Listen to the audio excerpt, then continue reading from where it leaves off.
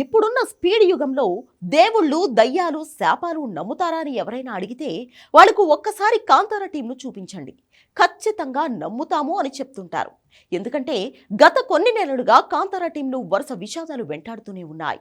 ఎందుకో తెలియదు కానీ ఏ సినిమాలో నటించిన వాళ్ళు వరుసగా చనిపోతున్నారు. ఒక్కరో ఇద్దరు అనుకుంటే ఏమో అనుకోవచ్చు కానీ గత 40 రోజుల్లో ఏకంగా 4 నటులు మరణించారు. తాజాగా మరొకరు కూడా ఈ లిస్టులో చేరిపోయారు. ఆ మధ్య కర్ణాటకలోని ఒక గుడికి వెళ్లిన హీరో రిషబ్ శెట్టికి అందులో ఉన్న పూజారి నీకు ఏదో ఆపద ఉంది అంటూ హెచ్చరించాడు. అలా చెప్పిన తర్వాత వరుసగా ఈ టీం నుంచి మరణాలు సంభవిస్తున్నాయి. నమ్మడానికి కాస్త విచిత్రంగా అనిపిస్తుంది కానీ ఇదే నిజం. షూటింగ్ మొదలుపెట్టిన కొత్తలోనే బస్సు బోల్తా కొట్టి ముగ్గురికి తీవ్ర గాయాలయ్యాయి. ఆ తర్వాత మొన్నటికి మొన్న ఎంఎఫ్ కపిల్ అనే నటుడు షూటింగ్ పూర్తి చేసుకున్న తర్వాత సరదాగా ఈతకు వెళ్లి దుర్మరణం పాలయ్యాడు. ఆయన వయసు కేవలం 29 ఏళ్లు మాత్రమే. కపిల్ మరణం మరిచిపోకముందే ఆ టీం నుంచి 33 ఏళ్ల రాకేష్ పూజారి అనే నటుడు గుండెపోతుతో కన్నుమూశాడు.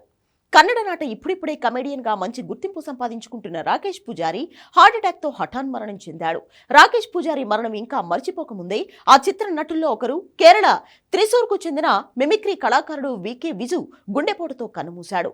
జూన్ 12న తీర్థహళ్లిలో షూటింగ్ జరుగుతుండగా ఆయనకు గుండెపోటు వచ్చింది. ఆసుపత్రికి తరలిస్తుండగా దారిలోనే మరణించాడు. తాజాగా కాంతారాలో నటించిన మరో నటుడు కూడా మరణించాడు. ఈ సినిమాలో నటించిన టి ప్రభాకర్ కళ్యాణి అనే నటుడు కన్నుమూశాడు.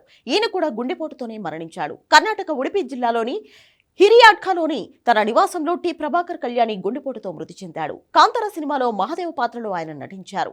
5 సంవత్సరాల కిందట ప్రభాకర్ కళ్యాణికి గుండె ఆపరేషన్ కూడా జరిగింది. ప్రభాకర్ కు భార్య, కుమారుడు ఉన్నారు. ఇండస్ట్రీలోకి రాకముందు కొన్ని నాటకాలు కూడా వేశారు ప్రభాకర్. ఆ తర్వాత సినిమాల్లోకి వచ్చి మంచి పాత్రలు పోషిస్తున్నాడు. ఈ క్రమంలోనే కాంతారలోనూ అవకాశం వచ్చింది.